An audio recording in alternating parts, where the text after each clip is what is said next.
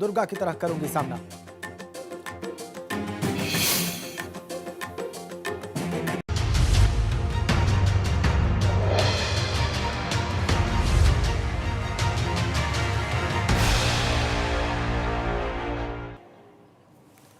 नमस्कार, मैं हूं राजेंद्र देव। बड़ी खबर इस वक्त हमारे पास।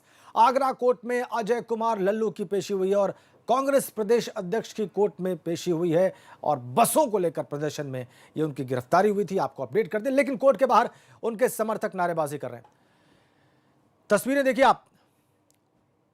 कल कैसे गिरफ्तारी हुई थी, पुलिस हिरासत में कैसे लिए गए थे अजय लल्लू, और आज उनको छोड़ने की मांग को लेकर कैसे प्रदर्शन हुआ है। दो तस्वीरें आपकी स्क्रीन पर। कोर्ट में पेशी हुई है अजय लल्लू की। योगी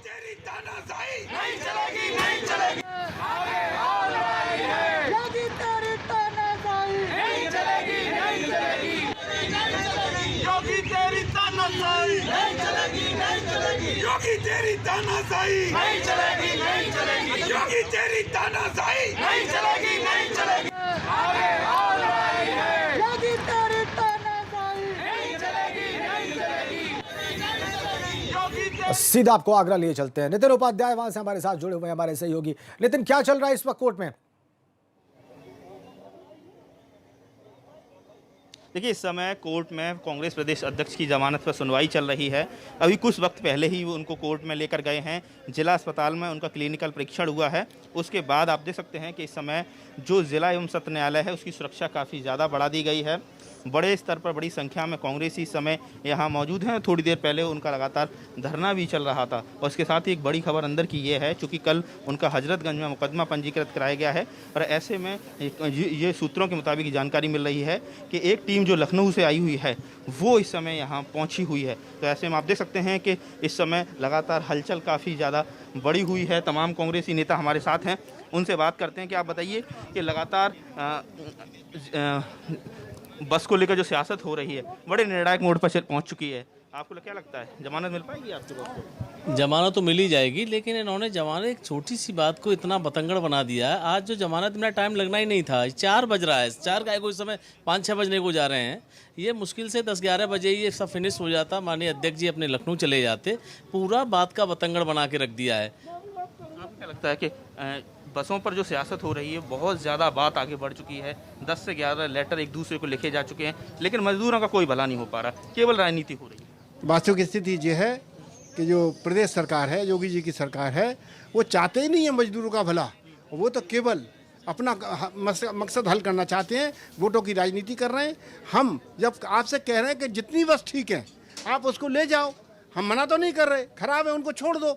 अभी तुम कहोगे जो पंचर कर दी, वो कर दीजिए, कोई अच्छी बातें नहीं है। और भी लोग हमारे साथ हैं, युवा कांग्रेसी नेता भी हमारे साथ है। आप बताइए क्या लगता है आपको, आज आपके अजय लल्लू को यहाँ से जमानत तो मिल जाती है, लेकिन जो एक टीम और आ रखी हुई है आगरा में इस समय, जो कल हजरतगंज में मुकदमा दर्ज हुआ है, तो ऐसे में उनकी मुश्किलें काफ़ी बढ़ गई। देखिए, लीगली तौर पर बात करी है तो पुलिस तो सीधे सीधे सत्ता के दबाव में काम कर रही है। उस केस में 420 कहीं से नहीं बन रही है और बिना विवेचना के पुलिस कैसे गिरफ्तारी कर रही है, सबसे बड़ी पहला सवाल ये है। बिना विवेचना के 420 में कैसे गिरफ्तारी आप कर सकते हो, क्या एविडेंस है? और जिस चीज़ में अभी पैसे का लेन देन हुआ नहीं तो 420 बनती नहीं है। वो एक चैरिटी है जो अपने समाज सेवा के नाम पर ये करी जा रही है।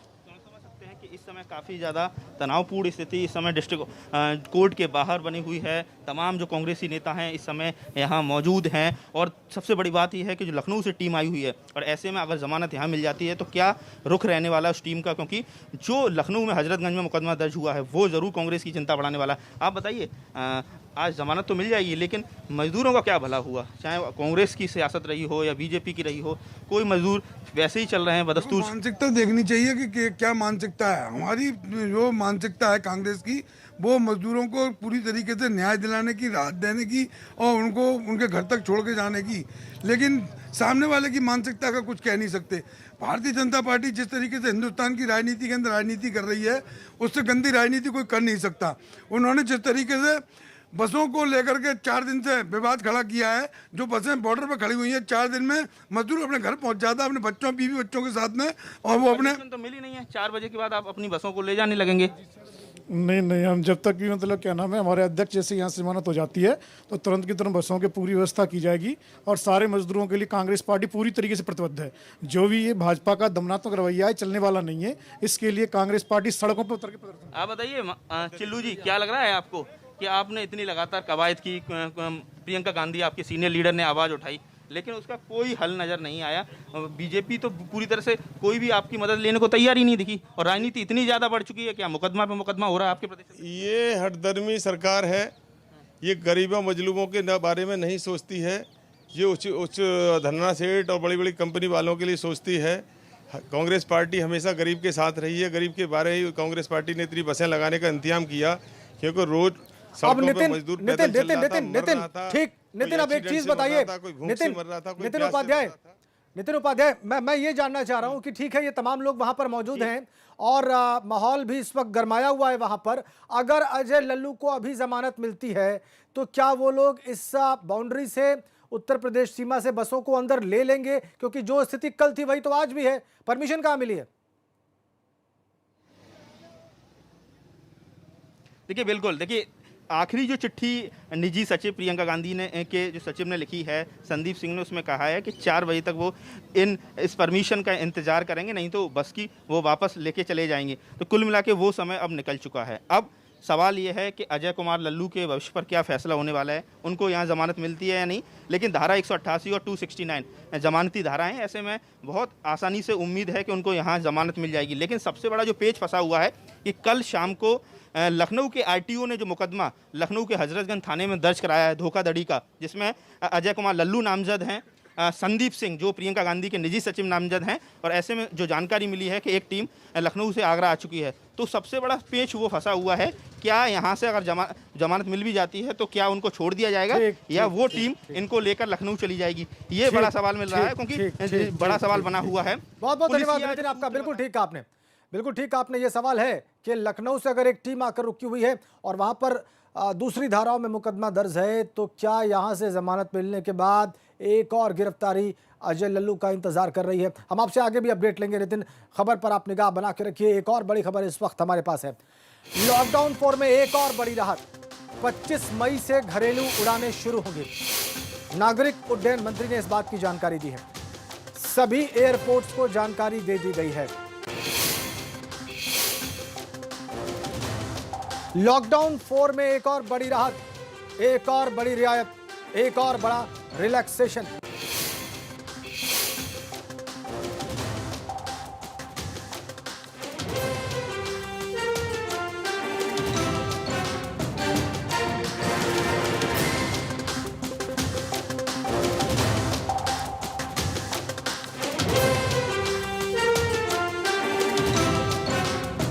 पच्चीस मई से घरेलू उड़ानें शुरू होंगी।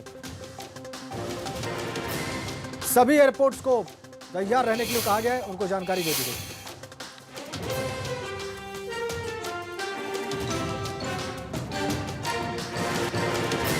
और एक और बड़ी खबर, मुख्यमंत्री ने उत्तर प्रदेश स्टार्टअप फंड की शुरुआत की है। सिडबी को 15 करोड़ की पहली किश्त दी गई है। योजना से प्रवासी श्रमिकों को रोजगार दिया जाएगा। नई स्टार्टअप नीति से युवाओं को फायदा मिलेगा। लखनऊ से एक और बड़ा update, startup fund Uttar Pradesh के लिए शुरुआत हो गई है। 15 करोड़ रुपए सिडबी को दे दिए गए हैं और प्रवासी श्रमिकों के लिए रोजगार की व्यवस्था की जाएगी इससे। बड़ी खबर, बड़ा अपडेट।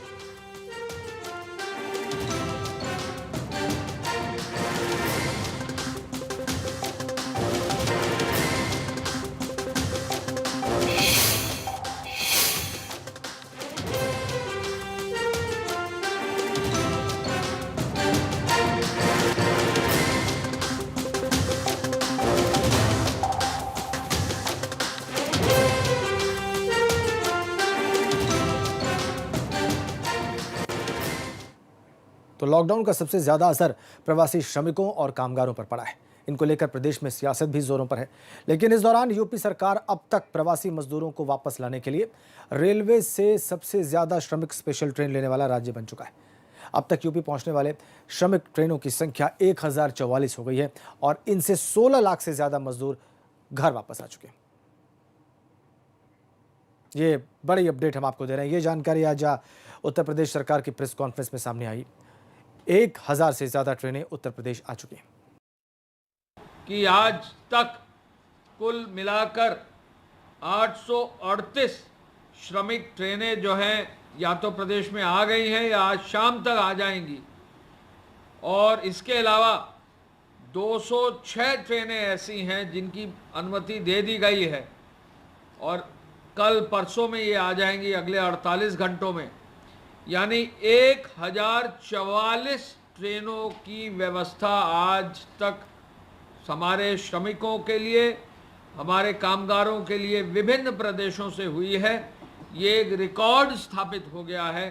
पूरे देश में 1000 ट्रेन लेने वाला प्रदेश उत्तर प्रदेश पहला प्रदेश हुआ है। इधर मुरादाबाद में बार डांसर्स के हंगामे की तस्वीर सामने आई है। यहाँ पर मुंबई से आई बार डांसर्स को क्वारंटीन कर दिया गया था और इसके बाद इन लोगों ने पुलिस से ही बियर की मांग कर दी और जब नहीं मिली तो क्वारंटीन सेंटर में तांडव शुरू कर दिया। रिपोर्ट देखिए।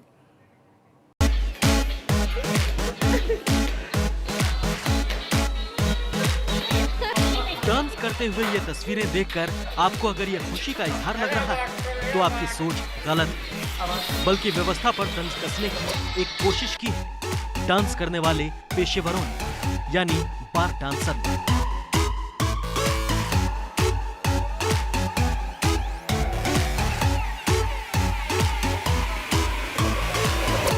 मुंबई से आए 72 लोगों को क्वारंटीन किया गया है, जिसमें 40 महिलाएं, 12 बच्चे और 20 आदमी हैं। इन सभी के सैंपल लिए गए थे, जिसमें से 5 लोग कोरोना पॉजिटिव मिले, जिसके बाद इन्हें MIT कॉलेज में क्वारंटीन कर दिया गया।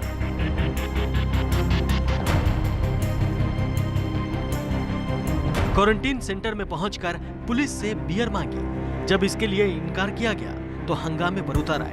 पहला तरीका इख्तियार किया डांस का।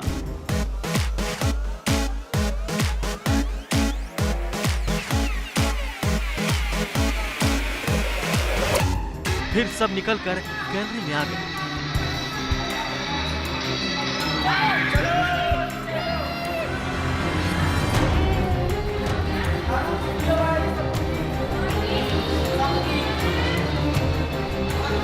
इसके बाद नीचे की ओर जाने वाली सीढ़ियों पर खड़े हो गए।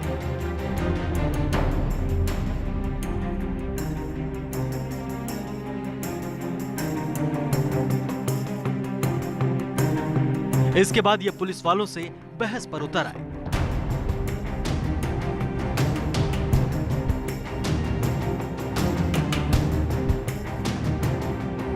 पुलिस का कहना है कि इन सभी ने नियम तोड़ा है। ये सभी लोग सिविल लाइन के आदर्श नगर इलाके में आए थे, जहां टेस्ट के बाद इन्हें यहाँ लाया गया है। आदर्श नगर कॉलोनी में कुछ मुंबई से लोग आए थे। उनमें से 72 लोगों को कल MIT में शिफ्ट किया गया, क्योंकि उनमें से 5 लोग पॉजिटिव मिले थे। तो ये जब MIT में क्वारंटाइन सेंटर में भेजे गए, वहाँ पे इन्होंने जो SOP होता है कोरोना का, क्वारंटाइन सेंटर में जो फॉलो किया जाता है, उसका वायलेशन किया। कॉरिडोर्स में ये डांस कर रहे थे, पुरुष महिलाएं इकट्ठा होके। इनकी कुछ ऐसी डिमांड्स भी थी कि ये कह रहे थे कि हमें बियर ला के दो। उसके बाद इन्होंने सभी उससे जो जीना होता है उससे नीचे उतर के आ गए और कहने लग गए कि हम वापस अपना घर जाना चाह रहे हैं। तो पुलिस बल को बुला के वहाँ पे स्वास्थ्य टीम के साथ बाद में इनको कंट्रोल किया गया और वापस इनको इनके कमरों में भेजा गया। जाहिर सी बात है कि कोरोना के शिकार लोगों का ये रवैया शर्मनाक है, क्योंकि सेहत के खिलाफ चल रही इस जंग में शराब से जीतने का तर्क न केवल जानलेवा है, बल्कि इंसानियत को शर्मिंदा करने वाला। ऐसे में पुलिस के सामने हंगामा करना कार्रवाई की वजह तो बनता ही है।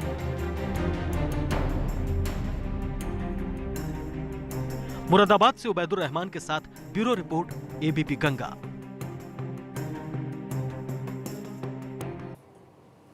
लॉकडाउन 4 में लोगों को छूट क्या मिली, वो सोशल डिस्टेंसिंग तक भूल गए और बाजारों में भीड़ लगनी शुरू हो गई। औरैया से भी कुछ ऐसी ही तस्वीरें सामने आई हैं। यहाँ पर बाजारों में लोगों की भीड़ जुटनी शुरू हो गई है, जबकि कोई सोशल डिस्टेंसिंग का भी पालन नहीं कर रहा। जिले के बिधूना में हालात बेकाबू हो रहे हैं।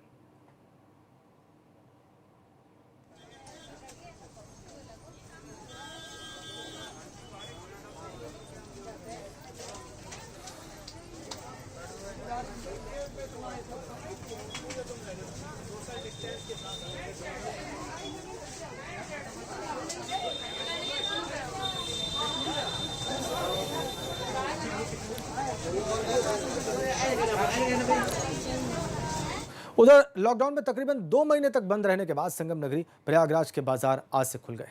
हालांकि प्रशासन ने ट्रायल के तौर पर अभी सिर्फ 3 इलाके के बाजार 4 दिनों तक खोलने की अनुमति दी है, लेकिन शर्तों के साथ।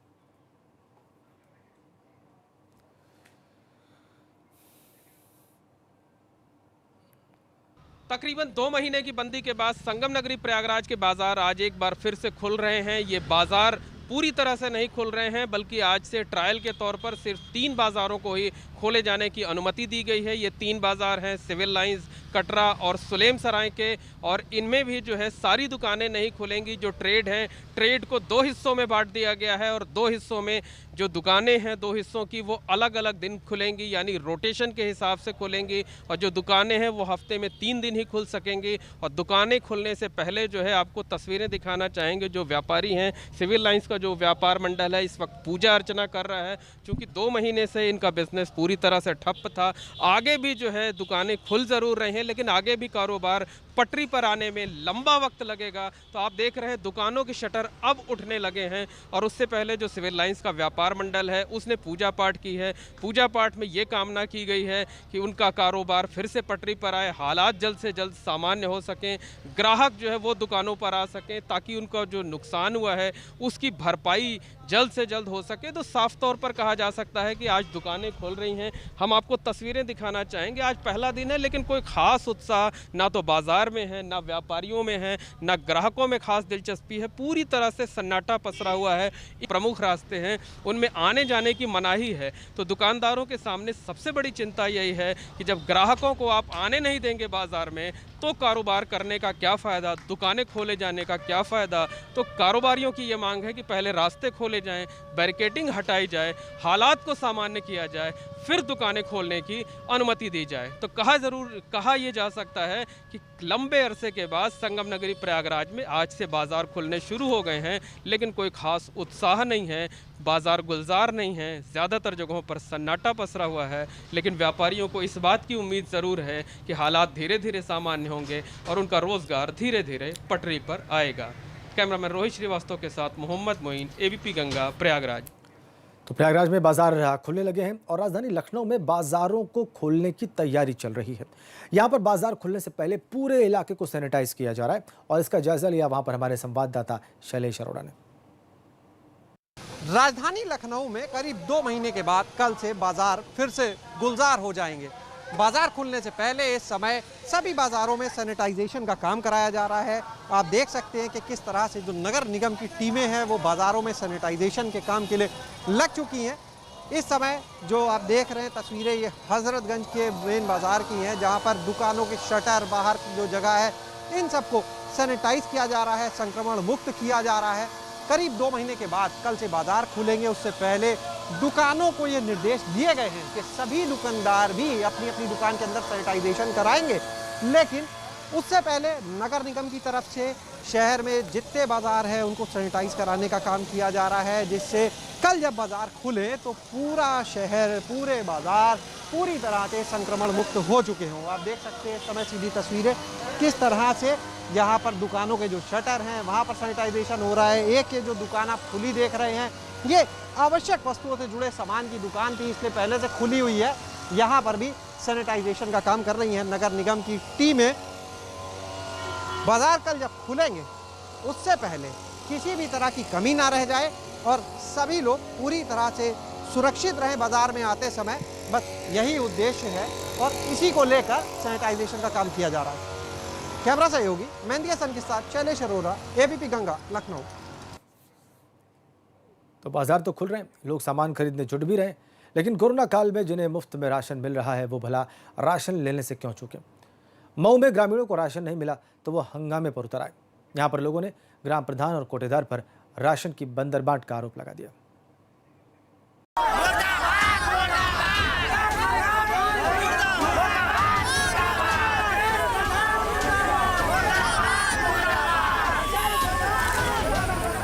इन लोगों को राशन नहीं मिला तो लोगों ने हंगामा शुरू कर दिया, नारेबाजी करने लगे।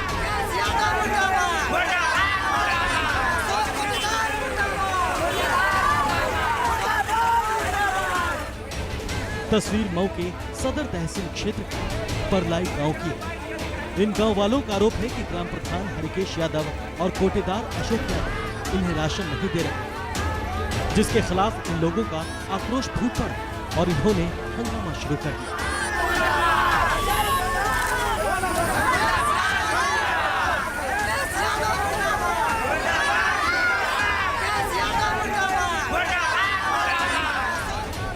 असल में राशन वितरण प्रणाली के तहत इन्हें मुफ्त में कोरोना काल में राशन मिल रहा है, लेकिन यहाँ कोटेदार और ग्राम प्रधान मिलीभगत कर राशन का बंदरबांट कर लेते हैं।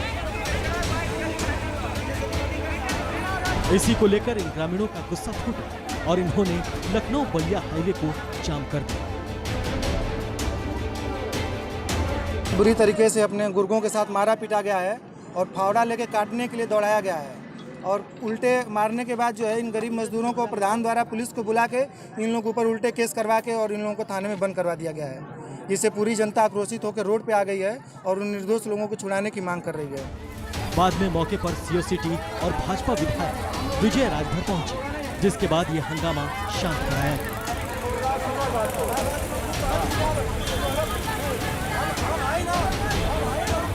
मैं इसी रास्ते से गुजर रहा था जो क्वारंटीन सेंटर जो बनाए गए हैं उन्हीं का निरीक्षण करने। रात्रि में चूंकि अक्सर मैं निकला करता हूँ तो आज मैं देखा यहाँ सड़क जाम था और ये जाम था, ये राशन की जो समस्या थी, राशन वितरण प्रणाली है उसमें जो राशन और राशन का दुकानदार और स्थानीय प्रधान मिल करके यहाँ जनता की राशन की कटौती करता है और अधिक दामों पर राशन देता है। राशन को लेकर हंगामे का ये कोई पहला मामला नहीं है। इससे पहले भी दूसरे जिलों में राशन कम देने को लेकर एक शख्स की पिटाई की गई थी। Bureau report ABP Ganga.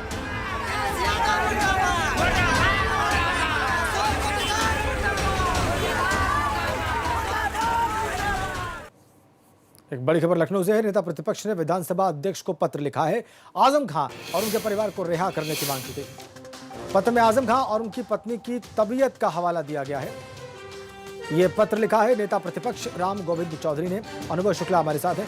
अनुभव, क्या तर्क दिया गया इस पत्र में? क्या तबीयत की स्थिति है आजम खान और उनकी पत्नी की? देखिए राजन, ये पत्र लिखा leader of opposition Ram Govind Chaudhary और चूंकि उन्हीं के पार्टी के नेता भी हैं आजम खान, ये साफ तौर पर लिखा है कि उनकी पत्नी वहाँ बाथरूम में फिसल गई थी सीतापुर जेल में और उनकी कूल्हे की हड्डी जो है वो टूट गई है। तो ऐसे में ये ऐसा समय है जब वो पूरा परिवार उनका जो है वो कहीं कहीं इस समय कठिनाई में है और उन्हें अगर वो सड़क भी रहे हैं, रास्ते चढ़ा हुआ है, तो उनको मदद करनी चाहिए। संकट की घड़ी में उनकी परिवार की रिहाई अगर हो जाए तो ज्यादा ठीक होगा, क्योंकि बेहतर इलाज भी नहीं मिल पा रहा है जेल में। ये एक वजह बताते हुए पत्र लिखा है। साफ तौर पर कहा है कि अगर आजम खां उनकी पत्नी को अगर रिहाई मिल जाएगी तो उनका जो इलाज है वो ठीक ढंग से हो पाएगा और जिस कठिन दौर से इस समय परिवार गुजर रहा है उसमें भी कहीं न कहीं राहत मिलेगी। बहुत धन्यवाद आपका अनुभव।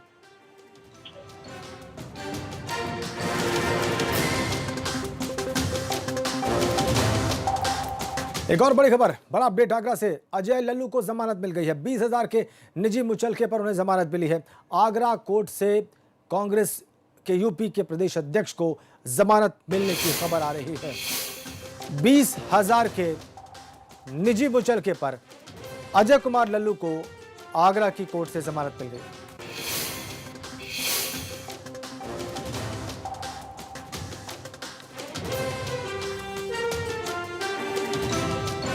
अजय लल्लू को जमानत मिल गई है 20,000 के निजी मुचलके पर। आगरा कोर्ट ने कांग्रेस के यूपी अध्यक्ष को जमानत दे दी है। लगभग 24 घंटे बाद उन्हें जमानत मिल गई। जमानती धाराओं में ही मामला दर्ज था। जमानत मिलनी लगभग तय थी और वो जमानत मिल गई है। 20,000 के पर्सनल बॉन्ड पर यह जमानत मिली है निजी मुचलके पर। बड़ी खबर, बड़ा अपडेट।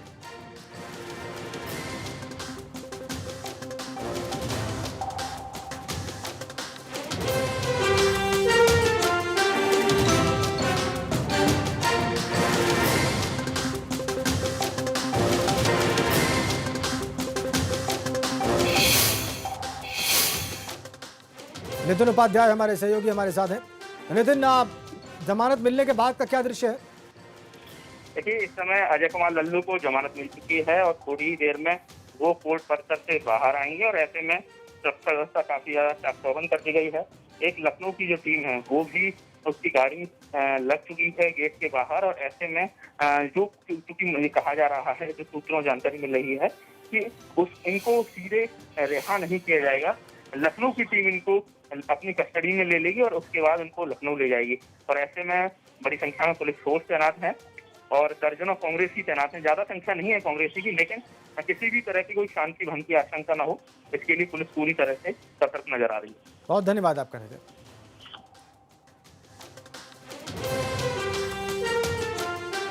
इस बड़ी अपडेट के साथ ही वक्त ब्रेक का।